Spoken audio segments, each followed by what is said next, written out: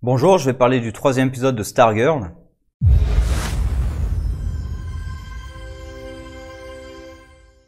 Alors j'ai quelques problèmes vers la fin de l'épisode, mais sinon le principal de l'épisode c'est quand même de présenter le personnage de Icicle, donc Jordan McKent il me semble, quelque chose comme ça.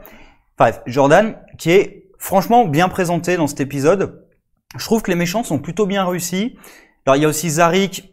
Ça fait un peu partie de ce qui me dérange dans l'épisode, c'est le côté un peu trop rapide, parce qu'il y a quand même deux morts, j'enlève la femme, parce que c'est de la backstory, il y a quand même deux morts un peu coup sur coup, de personnages qu'on connaît pas vraiment, surtout le fils, donc c'est un peu ça, je trouve un petit peu rush, mais sinon le personnage de Jordan est quand même très bien présenté, rien que la première séquence avec sa femme, donc une séquence où on est censé être en empathie avec le personnage, et à la fin quand même, il rajoute la note de la femme qui lui dit si quelqu'un se met sur ta route, détruis-les. Alors après, c'est un peu dommage, ça finit en cliché avec Jordan qui hurle non. C'est un peu cliché, en plus en congelant le jardin autour de lui, alors que j'avais cru comprendre que c'était le jardin de sa femme. Enfin bon, c'est pas très grave, mais c'est surtout le côté cliché de la scène, quoi, hurler non. Bon, mais ce que j'aime bien surtout, c'est qu'on le présente quand même pendant toute une partie comme étant plutôt gentil, sympathique. Même avec Zarik, où tu t'attends à ce qu'il le menace sur son fils. Quand Zarik parle de son fils, surtout, tu t'attends à ce qu'il lui sorte une menace. Quand il dit « mon fils, c'est le truc le plus important », tu t'attends à ce qu'il lui sorte un truc un peu sadique, comme ça. Et non, et je trouve que c'est encore pire, parce que on sait que c'est pas quelqu'un de bien. C'est lui qui a tué Starman. Donc, et face à sa femme, justement, on voit, même dans la séquence où il est avec sa femme en train de mourir, on voit qu'au fond... la chose à laquelle il pense, c'est la vengeance. Donc on voit que c'est pas quelqu'un de très sympathique, mais pendant tout l'épisode on le montre comme ça, et vraiment la dernière séquence, on voit que c'est un vrai sociopathe. Avec Zarik, je trouve que c'est la meilleure séquence pour présenter le personnage. Il est dans la manipulation, et c'est un vrai sociopathe. Après, là où j'ai des problèmes, ça serait plutôt le combat. Il n'y a pas vraiment de combat, mais c'est pas très clair en fait quelles sont les intentions d'Icicle dans l'affrontement là, puisqu'il fait venir Stargirl pour la tuer. Pourquoi est-ce qu'il la tue pas? Il a l'occasion de la tuer, puisque Pat, donc Stripe, il le congèle. Alors déjà, je pense qu'il aurait pu le congeler encore plus pour tuer Pat à l'intérieur, surtout qu'on le voit à la fin congeler Zarik. Alors après, peut-être qu'il a besoin d'être vraiment proche pour pouvoir congeler encore plus, et que là, comme il est à distance, il pouvait pas te faire tellement plus que ça. Et Stargirl, c'est le bâton qui la protège. On voit clairement que c'est le bâton qui se lève avant de se prendre le truc de glace dessus. Pourquoi il l'achève pas après? Parce qu'il y a le point qui le pousse, d'accord? Pourquoi est-ce qu'il va pas les achever derrière? Est-ce qu'il s'enfuit? Et là, il y a aussi un problème sur pourquoi est-ce qu'il s'en prend au fils de Zarik dans cette situation? Parce que qu'il s'en prenne à son fils, ça me dérange pas, puisque il y a la séquence justement où Zarik parle de son fils face à lui, et à ce moment-là, tu te doutes qu'il va se passer quelque chose. J'hésitais sur est-ce que c'est le père qui va se faire tuer et le fils va prendre la suite? Est-ce que c'est le fils qui va se faire tuer et le père va le venger? C'est ça, sauf que le père se fait tuer après, et je pense que la femme va être utile à un moment ou à un autre. Parce que on passe quand même un petit moment sur elle dans l'épisode précédent, avec la séquence avec Pat, qui était un peu bizarre.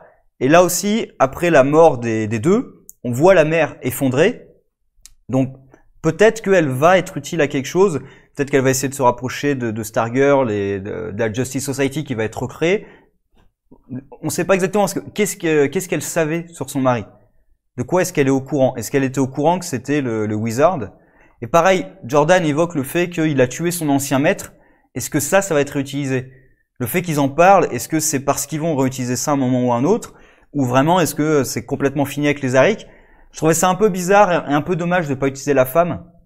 Surtout que ça crée un parallèle entre Jordan et elle, parce que Jordan a décidé de venger la mort de sa femme, et il tue la famille, donc de la femme de Zarik. Ça pourrait faire un petit parallèle entre les deux plutôt sympa.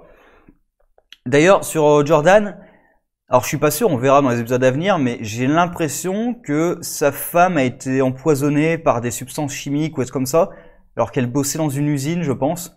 Puisque c'est surtout le fait qu'il met l'importance sur on va reconstruire les États-Unis usine par usine. Et en même temps, il dit tous ceux qui ont exposé ma femme à cette toxine. Donc, je me demande si justement ça serait pas qu'elle, là où elle a bossé, quoi, ça l'a empoisonné, un truc dans ce genre-là. Sinon, il y a, oui, alors le truc que j'ai pas beaucoup apprécié. Après, c'est pas très long, mais c'est déjà un peu trop long. C'est tout le côté famille, surtout avec Pat et le gamin. Le discours de Pat au gamin qui était quand même assez long sur les jeux vidéo. Bon, c'était un peu long pour pas grand-chose au final. J'aime bien par contre la relation Pat et Stargirl, surtout sur le fait qu'il arrête pas de lui faire remarquer que ils vont mourir. Enfin, tu te rends compte qu'on est en train d'affronter des mecs qui ont tué la Justice Society alors qu'ils étaient expérimentés. Et toi, tu veux les affronter alors que t'as aucune expérience. Et voilà, ça j'aime beaucoup quand même cette dynamique entre les deux. Bon, évidemment, Stargirl est quand même plutôt optimiste et tout. C'est normal pour le personnage. Déjà, elle est plus jeune et elle a pas tellement combattu la Justice Society. Mais on voit quand même que à chaque fois, elle est marquée par les combats. Déjà, Brainwave a été vraiment marquée par son premier affrontement avec lui. Là, bah, Joey, le fils de Zarek, est mort, plus ou moins sous ses yeux. Donc, voilà, ça la marque quand même un petit peu. Après, je sais pas comment va se passer le recrutement exactement, parce qu'elle a piqué donc tous les trucs de la Justice Society, y compris la lanterne de Alan Scott. Alors, je pense qu'il y aura pas de Green Lantern dans cette série, mais peut-être dans une saison 2. Parce que j'aimerais vraiment avoir le Green Lantern. En plus, Green Lantern d'Alan Scott, c'est pas un Green Lantern qui est souvent utilisé. Donc, j'aimerais vraiment le voir. Après, par exemple, ils auraient du mal à faire un nouveau Flash. Parce que encore, Green Lantern d'Alan Scott, c'est l'anneau qui donne ses pouvoirs. Donc tu peux trouver un peu comme le bâton d'ailleurs. L'anneau peut choisir quelqu'un d'autre. Par contre, la Speed Force, enfin le truc de Flash. Alors il me semble, de mémoire, lui, c'est pas des produits chimiques et de l'électricité qui l'ont donné sa super force. Il me semble que c'était du gaz. Enfin du coup, c'est toujours des produits chimiques, mais je crois que c'était plutôt un gaz qui lui a donné sa super vitesse. Je me souviens plus bien, mais je crois que c'est un truc dans le genre là. Bref, l'épisode est moyen par rapport au précédent. Je trouve que c'est plutôt moyen. Le Jordan, par contre, est très bien présenté. Les méchants, pour le coup, je trouve qu'ils sont vraiment bien foutus. Après, par exemple, le fait d'avoir les deux morts, le fils de Zarek et Zarek dans le même épisode, c'est un peu rush parce que surtout le fils, on le connaît à peine. Zarek, on l'a un peu vu dans l'épisode précédent, mais le fils, on le connaît à peine. Et en même temps, la mort du père est logique. Puisque quand t'es dans une série où t'as des méchants qui sont vraiment sérieux et compétents, bah oui, t'as le mec qui veut aller venger son fils, c'est normal qu'il se fasse tuer quasiment dans la minute, quoi. Enfin, ça pouvait pas se terminer autrement, de toute façon. Du moment où le fils est mort, ça pouvait pas se terminer autrement que Icicle meurt ou Zarek meurt. J'ai eu peur à un moment qu'ils essaient de faire un truc genre Icicle essaie de lui faire croire que c'est la faute de Stargirl ou machin qu'il a été tué. J'ai eu peur qu'ils essaient de faire ça, surtout que ça aurait pas pu marcher. Enfin, c'est pas logique. D'ailleurs, un truc, pourquoi est-ce que Stargirl essaie de cacher Stripe? Parce qu'imite qu'elle essaie de se cacher elle avec la lumière, je peux comprendre. Pourquoi est-ce qu'elle essaie de cacher Stripe? Parce que de toute façon, l'Injustice Society, elle est bien au courant que qu'il y a des nouveaux héros. Donc, je comprends pas pourquoi elle essaie de les cacher, ça. Et un dernier point, c'est le fils de Icicle. Est-ce qu'il est au courant que c'est son père qui a tué Joey? Parce qu'il est au courant que son père a des pouvoirs. On le voit après la mort de la femme. On voit qu'il a vu son père geler tout le jardin. Donc il sait que son père a des pouvoirs de glace. Je pense que à peu près tout le monde est au courant qu'il y a eu un truc bizarre sur le pont quand même. Donc pourquoi est-ce qu'il est au courant que c'est son père qui l'a tué? C'est la façon dont il lui parle en disant ouais, c'était un gamin sympa, tout le monde l'aimait bien, et après il embrasse son père. Je me pose la question, franchement, est-ce qu'il a tilt, est-ce qu'il a mis vraiment les deux pièces bout à bout? Je suis pas absolument sûr. Parce qu'en même temps, les grands-parents donc sont au courant que Icicle est un peu un sociopathe et ils l'aident. Mais est-ce que le gamin, lui, est au courant? Voilà. Là, je suis pas tout à fait sûr. Et j'ai toujours un peu l'inquiétude, mais elle diminue de plus en plus, qu'ils fassent des méchants, en fait, les gamins. C'était l'inquiétude que j'avais d'ailleurs avec le fils de Zarek. Et finalement, plus ça avance, moins j'ai cette inquiétude-là, parce que justement, rien que le fait qu'ils aient tué le gamin et Zarek dans la foulée, ça me conforte un peu dans l'idée qu'ils vont pas faire un truc débile où ça sera les gamins méchants, un affrontement dans le lycée. Je m'attendais vraiment à ce genre de conneries, moi. Que ce soit les gentils et les méchants dans le même lycée, un peu comme il y a un truc. Alors j'ai pas lu, mais je crois que c'est Gotham High, où c'est le lycée de Gotham City avec les méchants et Bruce Wayne et compagnie qui sont dans le lycée. J'avais peur que ça tourne un truc un peu comme ça, quoi.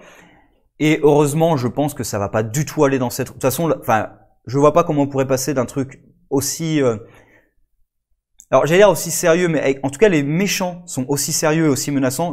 Je les vois pas passer un truc, ça serait des gamins débiles quoi. Que ça soit certains des gamins, je pense Brainwave Junior, je pense que voilà, le gamin de Brainwave va devenir un des méchants, mais je pense pas qu'ils vont faire un truc débile comme ça dans le lycée. Et dernier questionnement que j'ai, c'est est-ce que Icicle est au courant que Stargirl est la fille de son employé? Puisque je suis pas sûr, mais il est au courant que cette femme vient d'emménager. Il voit la photo de la gamine, en plus qui est blonde, il voit à peu près sa corpulence, sa taille et tout. Est-ce qu'il reconnaît que c'est Stargirl? Ou est-ce qu'il est au courant que c'est Stargirl? En même temps, il met l'étoile de Starman, il la met sur la route du lycée pour que Stargirl passe dessus. Donc il est conscient qu'elle doit aller à ce lycée. Alors, de là à réussir à mettre ensemble que, bah oui, tiens, comme par hasard, il y a une nouvelle Stargirl, il y a une nouvelle famille qui vient de s'installer. Voilà, c'est pas si compliqué que ça, mais là vraiment, je suis pas sûr du tout. Ça, en même temps, le truc c'est que s'il est au courant que c'est elle, il devrait aller la tuer tout de suite. Mais d'un autre côté, sur le pont, il aurait pu la tuer. On voit qu'elle est pas de taille face à lui. Elle est vraiment pas de taille face à lui. C'est le bâton qui l'a protégée. Si le bâton avait pas réagi à ce moment-là, elle serait morte. Donc, et comme je dis toujours sur le pont, je comprends pas pourquoi il tue le gamin sur ce pont. Est-ce que vraiment il comptait le tuer et il s'est juste servi de l'opportunité? Et du coup, c'est un peu pratique. Ou est-ce que juste il a vu l'opportunité, il s'est dit bah tiens, je vais le tuer.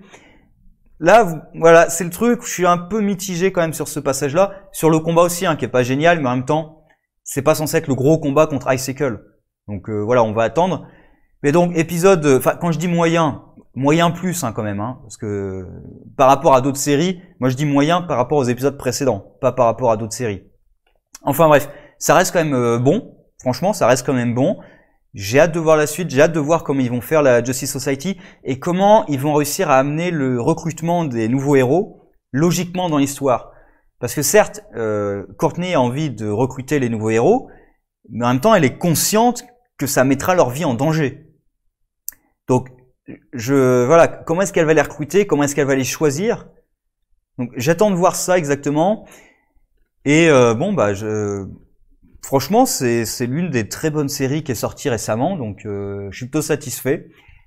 Sur ce, prenez soin de vous et au revoir.